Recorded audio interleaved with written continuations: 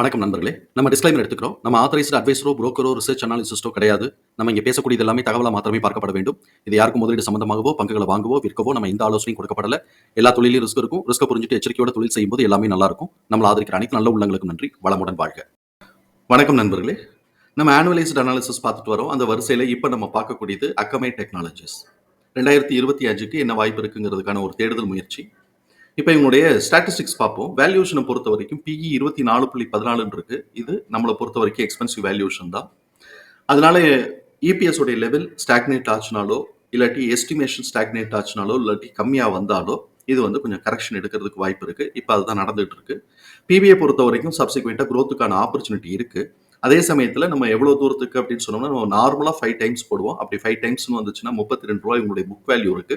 150, 160 அந்த ரேஞ்சுக்கு நம்ம வந்து புக் வேல்யூ வச்சு மேலே ஏறுதுன்னா நம்ம அந்த ரேஞ்சை எக்ஸ்பெக்ட் பண்ணலாம். ப்ராஃபிட்டபிலிட்டியை பொறுத்த வரைக்கும் இவங்க வந்து ரிட்டர்ன் ஆன் ஈக்விட்டி பார்த்தோம்னா மாடரேட்டா வச்சிருக்கிறாங்க. அதே சமயத்துல ரிட்டர்ன் ஆன் இன்வெஸ்டட் கேபிட்டல் இன்வெஸ்ட்மெண்ட்டுக்கு பார்த்தோம் அப்படின்னு சொன்னா ரொம்ப லோவா தான் இருக்கு. கிராஸ் மார்ஜின் மிச்ச மார்ஜின்லாம் வந்து நெட் மார்ஜின், கிராஸ் மார்ஜின் எல்லாமே ஹையா வச்சிருக்கிறாங்க. லிக்விடிட்டியை பொறுத்த வரைக்கும் 1.5 வேணும். இவங்க current ratio, quick ratio, current ratio 1.5 வேணும். ஆனால் 1.2 தான் வச்சிருக்காங்க. 1க்கே இவங்க அக்செப்ட் பண்றாங்க. பட் நம்மளுக்கு தியரிட்டிக்கல் வேல்யூ 1.5. ஸோ இப்போ இந்த இடத்துலையும் கொஞ்சம் லோவாக தான் இருக்கு. அதே மாதிரி சால்வன்சி பொசிஷனில் டெப்ட் டு ஈக்விட்டி 0.95 இருக்கு. 0.5 தான் நம்ம தியரிட்டிக்கல் வேல்யூவாக அக்செப்ட் பண்ணுவோம். இது அது காட்டிலும் கொஞ்சம் கூட இருக்கு. அப்போ எக்ஸ்பென்சிவ் வேல்யூஷன், அதே சமயத்தில் லிக்விடிட்டி அண்ட் சால்வன்சி பொசிஷனில் கொஞ்சம் அட்ஜஸ்ட்மெண்ட் தேவை. தியரிட்டிக்கல் வேல்யூக்கான அட்ஜஸ்ட்மெண்ட் தேவைங்கிறது நம்மளுடைய புரிதல். அதனால என்ன ஆகும்னாக்க இவங்களுடைய ப்ராக்ரஸ் வந்து பாசிட்டிவா மூவ் ஆகிட்டு இருக்கும்போது நல்லா இருக்கும். ஸ்டாக்னேட் ஆச்சுனாலோ இல்லாட்டி கம்மி ஆச்சுனாலோ, ஈவன் எஸ்டிமேஷன் ஸ்டாக்னேட் ஆனாலோ இல்லாட்டி எஸ்டிமேஷன் லோவானாலோ இது வந்து பெரிய கரெக்ஷன் வர்றதுக்கு வாய்ப்பு இருக்குங்கிறத புரிதலுக்குள்ள வச்சுக்குவோம்.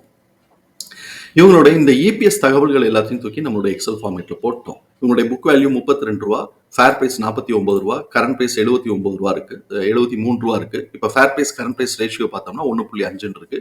இது ஒரு ஆப்டிமமா இருந்தா கூட சப்சிக்வெண்டா கரெக்ஷன் வர்றதுக்கு வாய்ப்பு இருக்கு. காரணம் இது எக்ஸ்பென்சிவ் வேல்யூஷன்.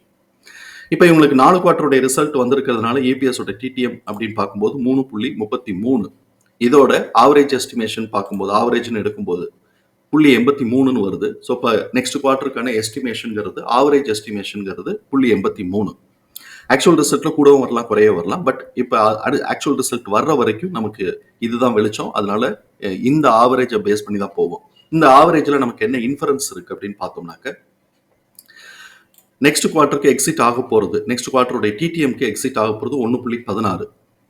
அதே சமயத்துல ரீசெண்ட் Q4ல அவங்க எடுத்திருக்கக்கூடியது 0.93. இந்த ரெண்டு வேல்யூவை காட்டிலும் எஸ்டிமேஷன் கம்மியா இருக்கிறதுனால ஃபர்ஸ்ட் கரெக்ஷன் தான் லீட் ஆகும். அதுக்கப்புறம் ஆக்சுவல் ரிசல்ட் கூட வருது, மெயின்டைன் பண்ணுது. இது வந்து இபிஎஸ் ஓட டிடிஎம் வந்து அப் ட்ரெண்ட்ல மெயின்டைன் பண்ணுது அப்படின்னு சொன்னாக்க இது வந்து ஒரு ட்ரெண்ட் ரிவர்சல் எடுக்கிறதுக்கான வாய்ப்புகள் இருக்குங்கிறத புரிதலுக்குள்ள வச்சுக்குவோம். இப்போ வரைக்கும் ஆக்சுவல் ரிசல்ட் வர்றது வரைக்கும் நமக்கு இதுதான் லீட் எடுக்கிறதுக்கான வாய்ப்பு இருக்கு. இப்படிப்பட்ட இந்த சூழல்ல இவன் நார்மல் ட்ரேடிங் பிஹேவியர்ல புல்லிஷ் ட்ரெண்டா இருந்தால்னா 70 ரூபாயில இருந்து 98 அப்படிங்கிற ரேஞ்சுக்கு நம்ம பிரைஸ் எதிர்பார்க்கலாம். அவனே பெரிஷ் ட்ரெண்டா இருந்து 59க்கு கீழே உடைச்சான் அப்படின்னு சொன்னால், 60, 59க்கு கீழே உடைச்சான் அப்படின்னு சொன்னாக்க இதுக்கு வந்து ஒரு பஃபர் இருக்கும். கிட்டத்தட்ட ஒரு 10 ரூபா, 49 ரூபா இடத்துல வந்து ஒரு பஃபர் சோன் இருக்கும். அந்த பஃபர் சோனுக்கு கீழே இறங்க ஆரம்பிச்சிட்டான்னா பெரிஷ் ட்ரெண்டுக்குள்ள வருவான். அப்படி வந்தான் அப்படின்னு சொன்னாக்க 38 ரூபாயில இருந்து 29 ரூபா அப்படிங்கிற ரேஞ்சுக்கு வாய்ப்புகள் இருக்குங்கிறத புரிதலுக்குள்ள வச்சுக்குவோம். இது பெரிஷ் ட்ரெண்டா இருந்தால்.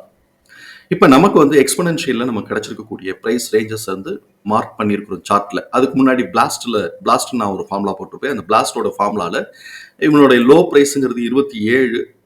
எதுல அப்படின்னு சொன்னா, இன்னும் பிளாஸ்ட் ஃபார்முலால வந்து பார்த்தோம் அப்படின்னு சொன்னா இவன் பெரிஷ் ட்ரெண்டே நான் கிடக்கல. அப்போ பிளாஸ்ட் ஃபார்முலாவை பொறுத்த வரைக்கும் இவனுடைய லோ பிரைஸ்ங்கிறது 27, ஹை பிரைஸ்ங்கிறது 152, 160 உடைச்சி இவன் மேலே போகும்போது தான் நம்ம வந்து புல்லிஷ் மார்க்கெட்டுக்குள்ள போகுது அப்படிங்கிறத நம்ம புரிதலுக்குள்ள வச்சுக்க முடியும். ஸோ இப்போ இது பிளாஸ்ட்டை பொறுத்த வரைக்கும். ஸோ இப்போ இந்த இடத்துல நமக்கு என்ன ஸ்கோப் இருக்கு அப்படின்னு சொன்னாக்க, இவன் வந்து 66ல சப்போர்ட் எடுக்கலாம். அதை உடச்சு கீழே வந்தான்னா 37 to 27 அப்படிங்கிற ரேஞ்சில் சப்போர்ட் எடுக்கிறதுக்கு வாய்ப்பு இருக்குங்கிறது பிளாஸ்ட் ஃபார்முலால. இப்ப நமக்கு எக்ஸ்போனன்ஷியல்ல நமக்கு என்ன கிடைச்சிருக்கு அப்படிங்கிறத நம்ம பார்ப்போம். எக்ஸ்போனன்ஷியல்ல நமக்கு கிடைச்சிருக்கிறது நான் S1 வரைக்கும் தான் மார்க் பண்ணியிருக்கிறேன். S2 போகல. S2க்கு வருது அப்படின்னு சொன்னா இவை 38, 27 அந்த ரேஞ்சுக்குள்ள நம்ம வந்து எடுத்துக்கலாம். அந்த ரேஞ்ச் வரைக்குமே போக போறானா அப்படிங்கிறத நம்ம அப்புறமா பார்த்துக்கலாம். பட் அதுக்கான ஸ்கோப் இருக்குங்கிறதையும் வச்சுக்கிறோம். இப்போ S1ங்கிறது 47 to 50. நான் வந்து பிரேக் பாயிண்ட்டுக்கு வந்து ஜோன் போட்டிருப்பேன். பிரேக் பாயிண்டோடைய ஜோன் வந்து 69 இருந்து 139. இப்போ பிரேக் பாயிண்டோடைய ஜோனை 3ஆ பிரிச்சிருப்பேன். பிரேக் பாயிண்டோடைய பாட்டம் லெவல் 69 இருந்து 73. பிரேக் பாயிண்டோடைய லெவல் 98 இருந்து 102. பிரேக் பாயிண்டோடைய டாப் லெவல் 133 இருந்து 139. இவன் பிரேக் பாயிண்ட் ஜோனை உடைச்சு இவன் மேல போகும்போது நம்ம எதிர்பார்க்கக்கூடியது R1 177 இருந்து 183. நல்ல ரிசல்ட் பாசிட்டிவா சூப்பரா கொடுத்து மேலே ஏத்துறாங்க அப்படின்னு சொன்னா R2 289 இருந்து 298. தகவல் பயனுள்ளதா இருக்கும் நம்புறேன். தகவல் பயனுள்ளதா இருந்ததுன்னா சங்கருக்கு ரொம்ப சந்தோஷம். நம்மளை ஆதரிக்கிற அனைத்து நல்ல உள்ளங்களுக்கும் நன்றி. வளமுடன் வாழ்க. நன்றி நண்பர்களே.